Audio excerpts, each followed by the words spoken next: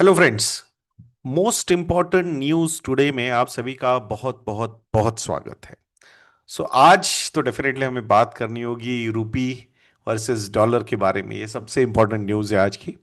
और I think RBI की जो एमपीसी की मीटिंग है, तो उसके बारे में भी आज हम बात करेंगे। तो मतलब मोटा मोटा आज पूरा इकोनॉमिक्स पे ही बात होने वाली है। तो वीडियो शुरू करने से पहले आप लोगों को बता दूं दोस्तों कि बेंगलुरु में 21 दिसंबर को हम एक सेशन लेने वाले हैं। ऑफलाइन सेशन है ये, फेस टू फेस। तो अगर और ये सेशन रहेगा on how to achieve your financial freedom या फिर रिटायरमेंट प्लानिंग पे सबसे ज्यादा बातें होने वाली है, वेल्थ मैनेजमेंट पे बातें होने वाली है। तो if you want to attend that particular session, तो उसकी लिंक जो है टिकट बुक करने की या सीट बुक करने की, वो मैंने description box and comment section में पिन की हुई है। तो जरूर सीट बुक कर लीजिएगा दोस्तों। 21 दिसंबर संडे है, उस दिन हम ये सेशन लेने वाले हैं। और एमजी रोड पे रहेगा ये सेशन। कौन सा exact venue details we will send once you book the tickets, तो वो आ जाएंगे आपको उससे पहले, इवेंट से पहले। सो जरूर मिलेंगे दोस्तों इन बेंगलुरु। आइए अब बात करते हैं आज की सबसे इंपॉर्टेंट न्यूज की, स्टॉक मार्केट या इकोनॉमिक्स रिलेटेड। वो है रुपी का स्लाइड। रुपी ने 90 का जो लेवल है अगेंस्ट डॉलर, वो ब्रीच कर दिया है। सो लोएस्ट एवर क्लोजिंग रही है अराउंड 90.13 या 90.14, something like that, against dollar. और ये 5 स्ट्रेट डेज ऑफ डेप्रिसिएशन रहा है, डिस्पाइट आरबीआई का एक डिफेंसिव थोड़ा सा सपोर्ट आया है रुपी के लिए। बट बहुत एग्रेसिवली आरबीआई ने भी इस बार सपोर्ट नहीं किया है। So what are the major reasons behind this slide?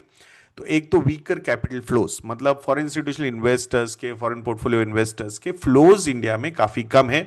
Rather than मैं तो बोलूंगा सेलिंग प्रेशर ज्यादा है। दूसरा जो है, स्ट्रॉन्ग इंपोर्टर डॉलर डिमांड, यानी एक्सपोर्ट्स पे जो इम्पैक्ट हुआ है ट्रेड डील की वजह से, ट्रेड डील ना होने की वजह से या फिर टैरिफ्स की वजह से, तो उसके चक्कर में अगर हम देखते हैं तो definitely I think imports are still very strong. तो वहां पे डॉलर का डिमांड ज्यादा है कंपेयर टू रुपी का। So that is another problem. Third, trade deal की अनसर्टेनिटी। ट्रेड डील कब होगी, होगी नहीं होगी, कितना टाइम लगेगा, ये अनसर्टेनिटी जो है, this is also creating a lot of pressure on रुपी। तो ये मेजर ड्राइवर से रुपी के स्लाइड के लिए। अब ये समझते हैं कि मार्केट एंड इन्वेस्टर्स पे इसका क्या इंप्लीकेशन हो सकता है। जैसे हम देख रहे हैं कि रुपी में जो वीकनेस हम देख रहे हैं, उसी का नतीजा ये है कि ये वीकनेस इंडाइसेस पे भी प्ले आउट हो रहा है। इक्विटी मार्केट का जो सेंटिमेंट है वो कॉशियस हुआ है उसकी वजह से। ऊपर से फॉरेन इंस्टीट्यूशनल इन्वेस्टर्स की सेलिंग भी वहां पे चल रही है। रुपी की जो स्लाइड है वो फॉरेन इंस्टीट्यूशनल इन्वेस्टर्स के माइंड में काफी हेजिटेंसी ला रखी है। And that's why we are not seeing capital inflows coming in India. Third, imported cost pressure. Higher input cost जो है वो डेफिनेटली उन कंपनीज पे इंपैक्ट करेंगे जो इंपोर्ट्स पे रिलायंट है। तो वहां पे प्रॉफिटेबिलिटी में इश्यूज हो सकते हैं। That is a risk. Lot of companies which are import काफी ज्यादा करती है रॉ मटेरियल को, उन पे ये इंपैक्ट हो सकता है। पोटेंशियल इन्फ्लेशनरी इंपैक्ट की अगर हम बात करेंगे, तो अगर इंपोर्ट्स कॉस्टलियर हो जाएंगे तो कहीं ना कहीं उसका इंपैक्ट ओवरऑल प्राइसिंग पे भी हो सकता है। अगर प्राइसिंग पे इंपैक्ट नहीं होगा तो प्रॉफिट्स पे इंपैक्ट होगा। तो अल्टीमेटली कहीं ना कहीं इधर दिस वे और दैट वे प्रेशर जो है वो कंपनीज के प्रॉफिट्स पे आ ही सकता है, या तो सेल्स रेवेन्यूज कम होके या प्रॉफिट्स कम होके। और मतलब अगर ये ऐसा ही मोमेंटम चलता रहा तो थोड़ा बहुत और प्रेशर भी रुपी पे बिल्ड हो सकता है। अब आरबीआई की तरफ से क्या आउटलुक है या फिर क्या सिग्नल्स आ रहे हैं? तो आरबीआई एक्टिव है, ऐसा नहीं है कि आरबीआई एक्टिव नहीं है इस बार अभी, मतलब इसमें। But it is not aggressively supporting the rupee, it is defensively supporting the rupee, कि बहुत ज्यादा स्लाइड ना हो। स्लाइड अलाउ इन अ वे की जा रही है। इज दिस डिप्रिसिएशन, ये अलाउ किया जा रहा है क्या? हाँ, कहीं ना कहीं जिस तरीके से एक्स्ट्रा टैरिफ्स इंडियन एक्सपोर्ट्स पे लगाए गए हैं यूएस की तरफ से, तो वहां पे अपना एक्सपोर्ट्स अट्रैक्टिव रखने के लिए compare to other emerging markets we are allowing our currency to depreciate against dollar. So अगर डॉलर के अगेंस्ट बाकी इमर्जिंग मार्केट की करेंसीज का डेप्रिसिएशन देखोगे वर्सेस इंडियन करेंसी का डेप्रिसिएशन देखोगे, तो डेफिनेटली इंडियन करेंसी का डेप्रिसिएशन ज्यादा हुआ है या फिर ज्यादा होने दिया गया है, बिकॉज इंपोर्ट बिल इतना परेशान हमें नहीं कर रहा है। अगर इंपोर्ट बिल बहुत ज्यादा हमें परेशान करता डॉलर टर्म्स में, then in that particular case current account deficit out of control जाने के चांसेस थे, तो वहां पे रुपी का स्लाइड अलाउ नहीं किया जा सकता था। बट अगर इंपोर्ट्स कंट्रोल में है, क्रूड ऑयल के प्राइसेस स्पेसिफिकली अगर कंट्रोल में है या फेवरिंग है हमारे लिए, तो डेफिनेटली वहां थोड़ा बहुत रुपी डिप्रिसिएशन हमारे एक्सपोर्ट्स को अट्रैक्टिव बनाने के लिए हो सकता है। और उसी की वजह से यहाँ पे ये 88 टू 91 का रेंज रहेगा, ऐसा बहुत सारे इकोनॉमिस्ट लोगों का भी मानना है। सबसे बड़ा इंपैक्ट ये तब हो सकता है कि जब अगर ट्रेड डील हो जाती है, तो that sentiment booster can work out really well, और कैपिटल फ्लोज अगर आ जाते हैं, तो इन दैट पर्टिकुलर केस रुपी का ये जो स्लाइड है वो कहीं ना कहीं काफी अच्छी तरीके से कंट्रोल में आ सकता है। जो हमारे चीफ इकोनॉमिक एडवाइजर है, उन्होंने बोला है कि we are not losing sleep on this rupee slide.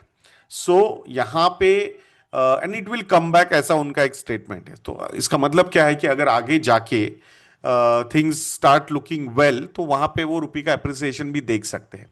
And ऐसा नहीं कि हमने देखा नहीं है, फरवरी में रुपी अगेंस्ट डॉलर अगर हम देखते हैं तो rupee went down to 87.5, but again by May, start of the May या end of the April, rupee was at 84.5।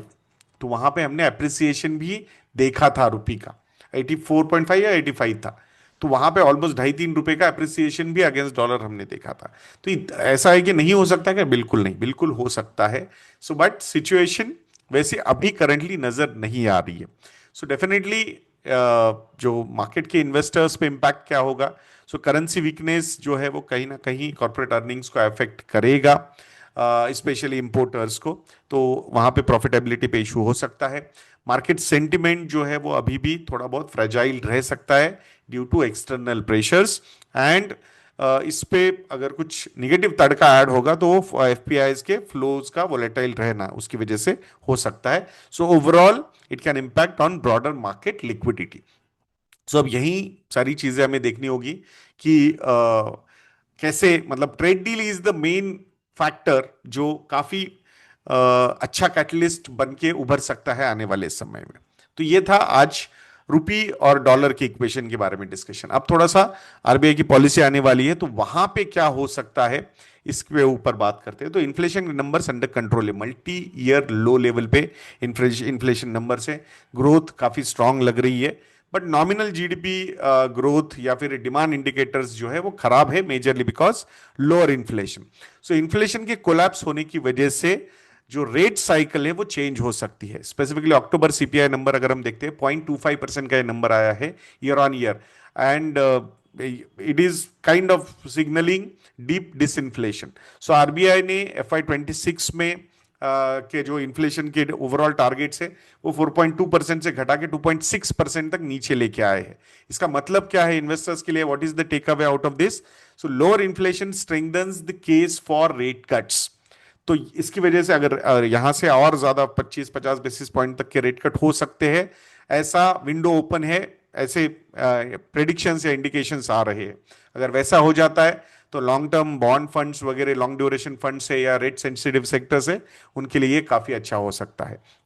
अब जीडीपी ग्रोथ के एंगल से देखेंगे तो growth is looking quite strong, but quality of growth also matters a lot. So real GDP का जो number था H1 FY 26 में वो 8% प्लस था, but nominal GDP was hardly 8.7%। So weak nominal GDP growth ये क्या सजेस्ट करता है कि it is suggesting muted pricing power across different industries. तो इसके लिए इन्वेस्टर्स के लिए क्या टेक अवे है? सो अर्निंग्स ग्रोथ जो है वो बाइफरकेटेड रह सकते हैं, और large caps and efficient company specifically price makers जो है वो smaller and volume dependent businesses को आउट परफॉर्म इसकी वजह से कर सकते हैं। अब बैंक्स के बारे में बात करते हैं कि banks have already started cutting rates. जो फ्रेश डिपॉजिट्स के रेट से बैंक्स ने ऑलरेडी उसको 105 बेसिस पॉइंट से नीचे लाया है।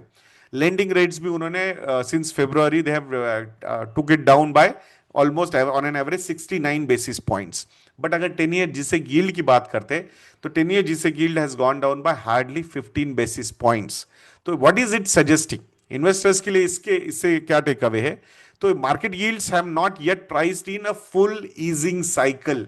सो मार्केट भले ही यहां पे जो ट्रांसमिशन माना जाता है, ठीक है बैंक्स वगैरह कर रहे हैं, बट मार्केट अब को अभी भी वो रिस्क लग रही है, तो इसीलिए हायर इंटरेस्ट रेट्स वहां पे है।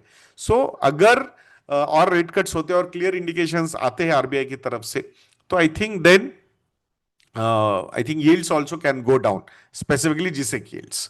और लिक्विडिटी सरप्लस जो है वो आरबीआई डेफिनेटली वो सपोर्ट आरबीआई की तरफ से कंटिन्यूसली है। इट इज मतलब सिर्फ और सिर्फ रेपो के एंगल से नहीं, इवन रेगुलेटरी एंगल से भी काफी लिक्विडिटी आरबीआई ने यहाँ पे ऐड की हुई है। सो ओवरऑल बॉन्ड यील्ड्स और ज्यादा यहाँ से सॉफ्टन हो सकते हैं अगर और 25-50 बेसिस पॉइंट का रेट कट होता है तो, क्योंकि that particular window is open. Banks, NBFCs, real estate, autos companies के लिए भी अगर बोरोइंग कॉस्ट नीचे जाते हैं तो इन सेक्टर्स के लिए भी पॉजिटिव ये न्यूज हो सकती है।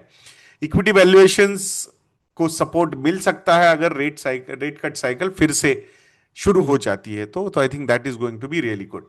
और अगर आप कंजर्वेटिव इन्वेस्टर हो तो उसके लिए high quality debt funds, I think that will be an interesting thing. So bottom line यही है कि इन्फ्लेशन का जो ट्रेंड है वो आरबीआई को क्लियर रूम प्रोवाइड कर रहा है to shift the rate cycle towards interest rate cuts या डाउनवर्ड साइकिल।